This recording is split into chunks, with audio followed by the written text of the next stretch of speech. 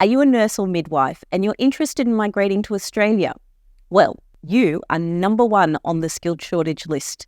So your talents are absolutely needed here and there's plenty of opportunities. Your experience is needed across the nation. So there's a huge range of roles, competitive wages and world standard professional development. So much more. So with that in mind, let's not forget you're going to need a skills assessment before you can migrate permanently to Australia. So today, I'm privileged to have a guest who can explain just that, the nitty-gritty of how to get your skills assessed and enjoy a life in Australia.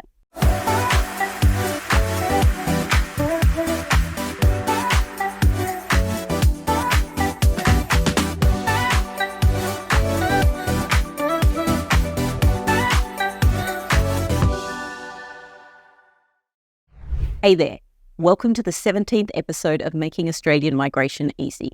I'm Rhea Fawole, the CEO and founder of SOLVi Migration and a former Australian immigration official. Today I'm going to talk about how you can ultimately migrate to Australia as a nurse or midwife. In this episode, I'm going to interview someone who has the key, which will be a skills assessment, all about those processes, so you understand what it takes not only to get registered, but then to have your skills recognised in order to be able to migrate to Australia ultimately. And of course, for our valued listeners, as a thank you, towards the end, there'll be a little bonus. So please sit back, relax, and let me and my special guest explain what we have in store for you in Australia.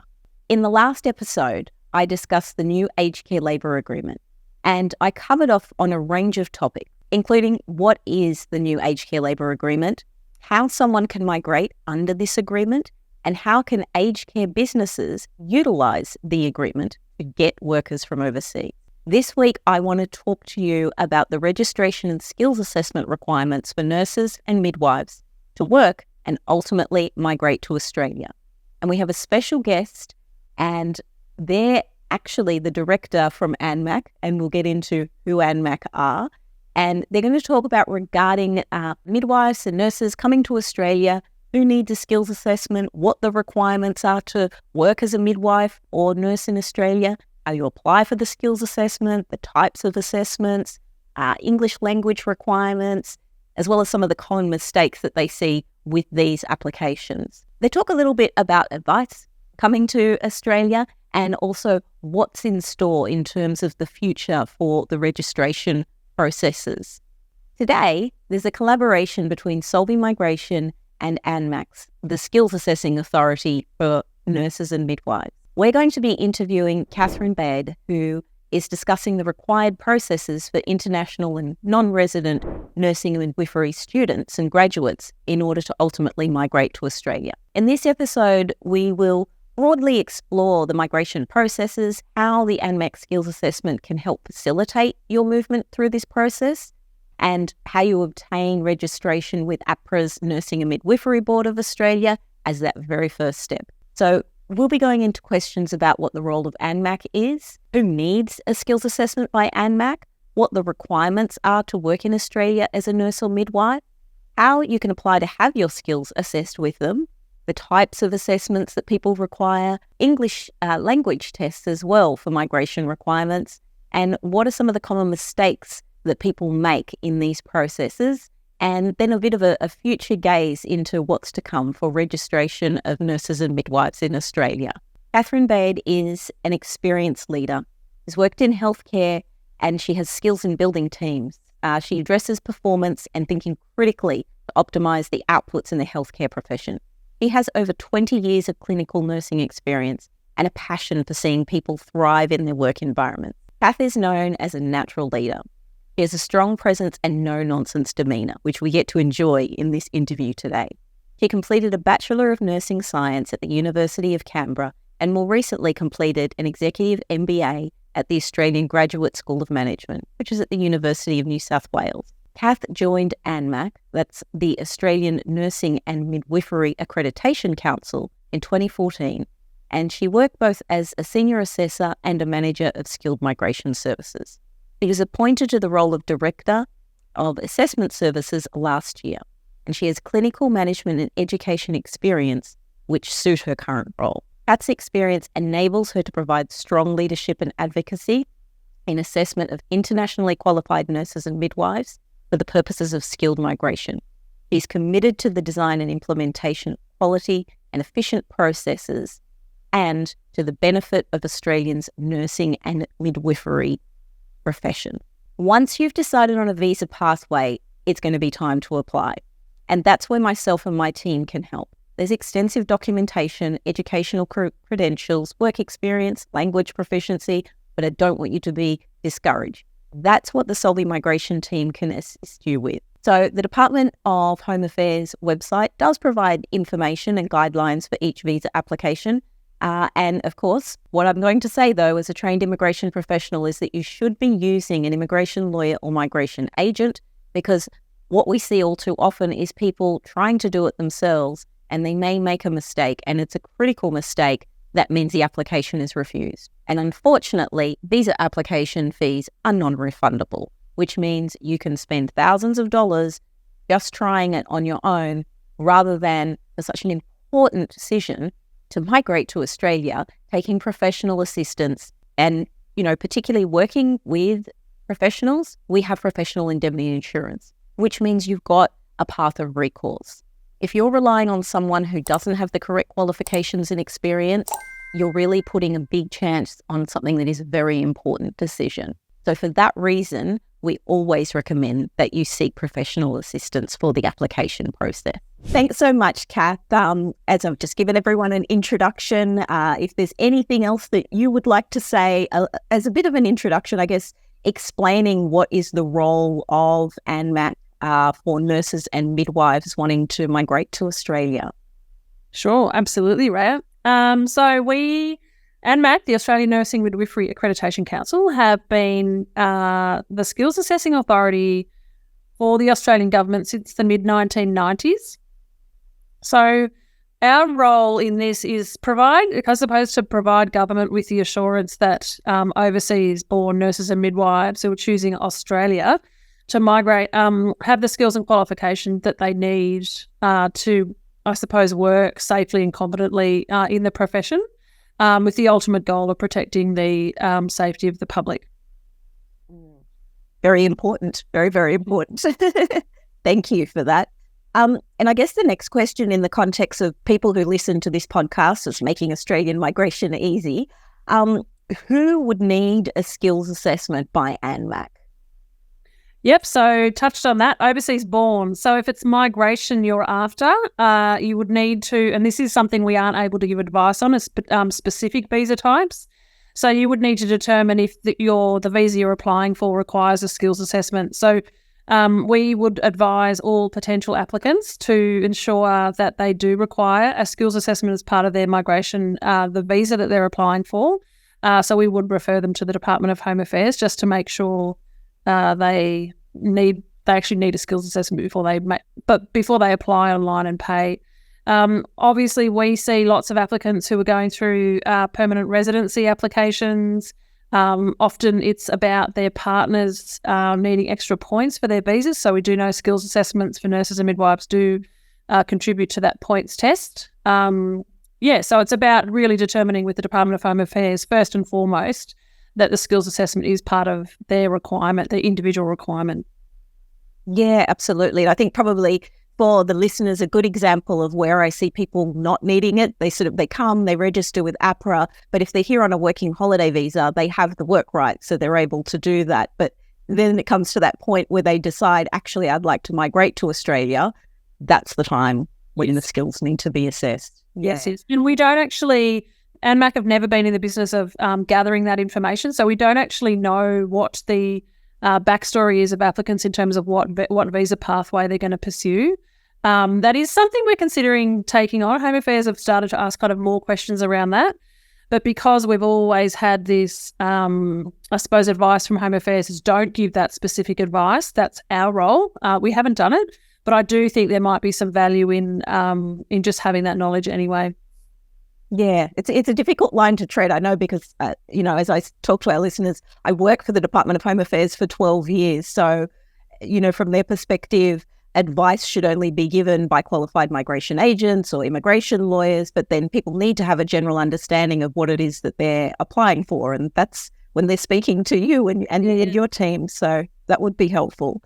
The next, I guess, question everyone wants to know is, what are the actual requirements? So I know we talked a little bit about APRA and maybe ANMAC, but the requirements for nurses and midwives to consider in coming and working in Australia. So the very first thing, I suppose, that if anybody's going to get anything from this is, in order to practice as a nurse or midwife in Australia, you must be registered with the Nursing and Midwifery Board of Australia. So that's the first hoop you need to jump through. So that is not ANMAC. So that we are two completely different separate organisations. The NMBA is a government organisation where they will process your application for registration. Once again, I don't work for the Nursing and Midwifery Board of Australia, so I can't give that advice in terms of what is required. They do have lots of comprehensive information on their website. They have 3 different streams for registration. So it would be about, say, for example, if you're from the UK, what's your qualification and do you fit into stream A, B or C? For example, if you've got a bachelor degree, I'm pretty sure that means you fit into stream A, which would mean it's a fairly straightforward registration process with the NMBA. Once again, don't work for the NMBA. We just know that this is certainly something that these are questions that we field quite often via our online comms and our phone, our call centre. So NMBA, first step, get your registration sorted. ANMAC has, I think this might be one of the questions, Rhea, so I'm just going to kind of give an overall picture of the skills assessment process. There are 3 different skills assessments that relate to the nursing and midwifery professions at ANMAC. The first one being the modified skills assessment.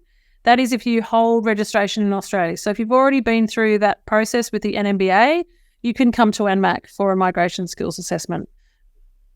The second one is the modified plus skills assessment. That's for nurses who have applied for registration with the NMBA and have reached a point where they've received correspondence from them confirming that they're eligible for registration. So they have a letter, in essence, saying you meet the requirements. However, all we need to do now is meet you in person. So you can apply for a skills assessment with that information on hand. The third one's the full skills assessment application, and it is for nurses and midwives who are based in the UK, Canada, the US, Hong Kong or Ireland with a minimum bachelor degree. You can apply for a skills assessment directly with ANMAC because we know that your minimum qualification meets that requirement for registration. So if you are based offshore, so you're living in the UK or Ireland and you've got your bachelor degree and you've decided Australia is what you want to do, where you want to be, and it's not just a working holiday visa, you can apply to ANMAC for a skills assessment and get that migration ball kind of rolling, because we know that process can take some time. Mm-hmm. Lots of back and forth with documents. I know that's something certainly. Yes. I know there is an attempt to kind of try and streamline the process. I believe there's not a lot of duplication between the registration and the migration side of things. We don't ask for information that's already been received. So quite simply, we ask for proof of qualification. If you've got work experience and you're planning on claiming points in your visa application, then you would submit a professional reference. We want to know you are who you say you are, so proof of ID is important. And professional registration verification, depending on which application you apply for. That requirement, depends on whether or not you're in Australia and you're submitting work experience from overseas or not. I think with that process, the only thing I've found with clients that is a good tip is that they get a copy of their certificate of good standing or equivalent themselves directly, because I know APRA doesn't have a tendency to necessarily share it with ANMAC when it comes to the Look, over the years, I've tried to encourage the sharing of data, the sharing of documents rather, and I think we're getting somewhere. But at the moment, no. The process is we need to receive that directly. That's obviously to ensure we're not receiving, dodgy documents, non-genuine information. But that's a fairly standard. We used to make it mandatory. So for all countries where you were registered overseas, we would ask for registration verification. but it's actually not relevant unless you're providing that professional reference, that, claiming work experience in your application. Absolutely. Well, thank you for that clarification. That it even simplifies it in my head, and also to share with my team when we're sort of working through those documents for our clients. And the next question I was going to ask about the different types, but we've already gone through that. A common question that I get for people in terms of the migration skills assessment is whether or not they'll need to have an English language test. And if so, what kind of test? Yes. So the third application type that I talked about before, the full skills assessment, that's for applicants from one of those 5 countries. They do need to provide an English language test. We accept IELTS academic, OET for nurses, TOEFL, and Pearson. So the test scores, obviously across 4 different tests, there's lots of different scores. The standard IELTS 7 academic, that's the requirement there. I do know that there is chatter out there that they are going to reduce the writing component for IELTS to 6.5. That's based on data that's been gathered over a period of time, and that seems to be where people fall down. So that requirement is there for those full skills assessments. We will verify test results. We do accept 2 test sittings within a 6-month period. So if you've fallen down in, say, for example, reading in one of the tests, you can resit that same test within 6 months to achieve that score, the relevant score, and we will accept those results. I've recently been in conversation with the IELTS, and we will consider now the one skill retake, which gives the applicant an opportunity if they fall down in the, for example, writing side in an IELTS test. They have 60 days to resit that component, so the writing component, and get achieve the 7, for example, and we will accept that one skill retake score as well. So we are trying to make it easier for the applicants, as we do know the English language test can be a hurdle for quite a few applicants. And ideally, with Home Affairs wait times reducing and our wait times reducing, the 3-year validity, I'm pretty sure Home Affairs have on their English language tests. Is it 3 years? I'm pretty sure it's 3 years. Yeah, for most of them. I think the PTE can be a little bit shorter. Yeah, so we're kind of trying to make sure we align as much as possible, and hopefully it all falls within that 3-year period. Oh, that's amazing. That's really good. And it'll be good to share with people. I guess the only thing that I would caution for people listening to this from a migration perspective is sometimes we actually need those higher scores to get you enough points for migration. So that will be something just to be aware of for those people listening. And I guess one of those things you would know from your side is some of the common mistakes you might see people make with their applications. Do you have some tips on where you're seeing, I guess? Yeah, absolutely. Look, we just, common mistakes, make sure you need the skills assessment before you apply. There's nothing worse than you having to kind of come back to us tail between your legs and saying, I actually applied and paid money. Can I have a refund, please? So we've actually had to put our foot down a little bit because we think this is happening happening quite often. So we are starting to, we provide the refunds, but we are now charging an administration fee. In terms of application mistakes, application type. So if you're not sure about the type of assessment you're eligible for, flick us an email before you submit your application. But it's pretty straightforward. If you are living in Australia and you have registration, modified skills assessment is your application. If you're offshore and you don't have registration, you're applying for a full skills assessment. So it's about getting that application type right and understanding what it is you require, what information you're required to provide, understand what our privacy policy means, understand what our verification processes look like. So we will verify all claims of paid work experience, both in Australia and overseas.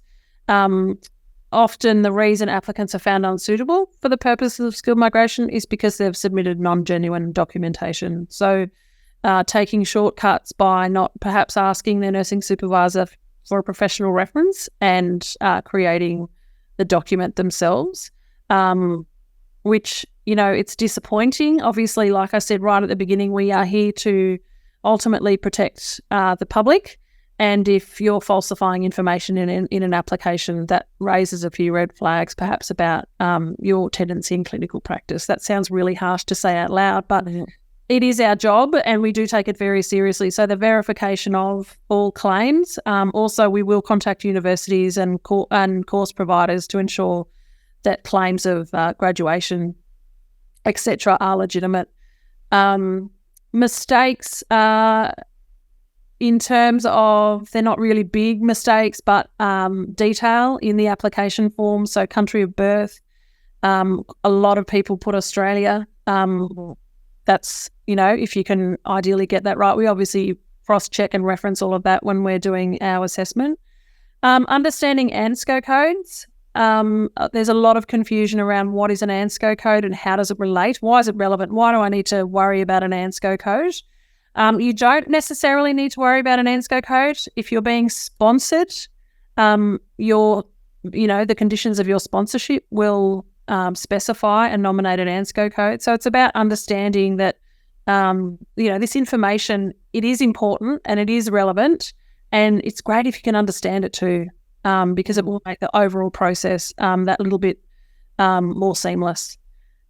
We have recently published on our YouTube channel what is an ANSCO. It just goes for a couple of minutes, and it kind of details what it is and how it fits in the broader picture. Oh, that's fantastic. I might get you to send through a link and I'll drop that in the show notes for people and they'll be able to check that out for themselves. I might actually say just this morning I've signed off on a video that's also going to be on our YouTube channel. I'll just send you to the link to the YouTube channel on how to make an application. So it steps through the application process. And we're going to roll that out in a number of different languages as well, which that's really helpful. Found useful. Yeah. Oh, that's brilliant. And I guess kind of we've gone on to the advice for, moving to Australia and working as a nurse a little bit through that process. But you would know in your profession, a lot of the times I have to direct people to go and register with New Zealand in order to be able to come here. Yes. Is that the way things are always going to be, or do you foreshadow there'll be some changes coming? Yeah, it's my understanding there are changes. There are changes coming, and it will be easier to obtain registration in Australia. Obviously, once again, I'm not the NMBA, and they've got a couple of things out for consultation at the moment that does suggest some changes and improvements in the registration process and also in the eligibility criteria for registration in Australia. So yes, I obviously can't, give you a timeline or anything like that, but, hopefully in the future we'll see some really positive change for, the applicants who are the registered nurses and midwives who ultimately want to migrate to Australia and, call Australia home. Having to kind of go via New Zealand just seems a little bit crazy, not just for the applicant, but also for New Zealand who perhaps don't reap the benefit of registering all these nurses. Yeah, absolutely. Well, it's good to know that it's actually, that it's on the radar. It's definitely on the radar. Yeah. Yep. Amazing. Well, I didn't have any more formal questions for you today, but I guess, do you have any last guiding words or anything you'd like to share with people who are considering coming to Australia and migrating? It's the place to be, isn't it? I mean, I'm in chilly Canberra. Rhea is not. She's up where the sun shines more and it's warmer. It's a fabulous country. The landscape, the opportunity for nursing and midwifery here in Australia is quite amazing. Obviously, there's staff shortages everywhere, but in terms of just the way we live our life down here in Australia, I think it's. I'm obviously biased because I've lived here all my life, but I have been overseas. I have worked overseas in the UK. I did love it there. It was many, many, many years ago.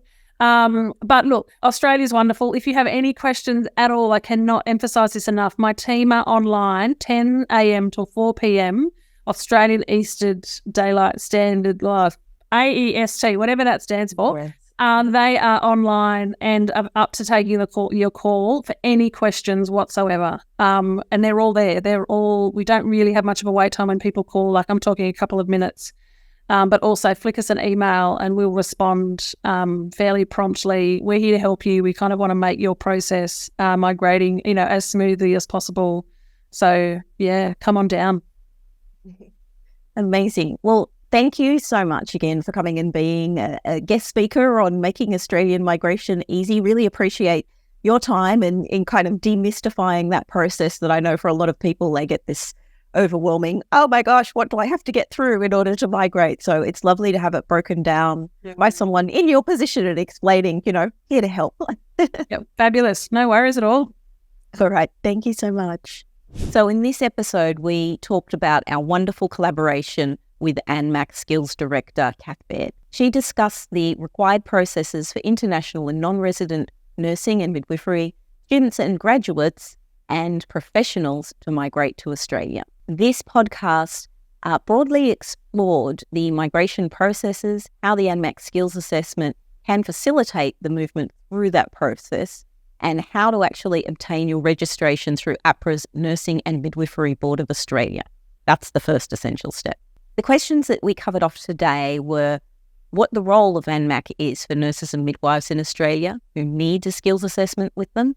What are the requirements for a nurse or midwife to come and work in Australia? How you apply to have your skills assessed by ANMAC, the types of assessment and which one you require, English language requirements, some of the common mistakes that people make with these applications, and of course, where to next? A bit of a future gazing on how registration processes may be changing in the future. So the team and I are delighted to use all of the knowledge that we've gained. For me, 20 years in the Australian government to give you comprehensive legal advice and assistance to navigate all of these processes successfully, taking out the stress for you. So if there's anything that I've talked about today that might impact you and your migration plans to Australia, then please do book a consultation and get some sound advice. You can do that by going to our website. That's www.solvimigration.com.au. And as a bonus for listening in, we are offering $50 off for those who are coming from this show and booking those consultations. All you need to do is quote 50 off, that's 50OFF, when you are booking. That website address again is SOLVi, that's SOLVI, migration.com.au. Once again, thank you so much for listening. I hope this has been useful for all of those amazing registered nurses and midwives out there in the world ready to come to Australia. Please do like, subscribe and share. And of course, hop in the comments if there's anything else that you'd like me to cover off in future episodes. We look forward to seeing you the next time around on Making Australian Migration Easy.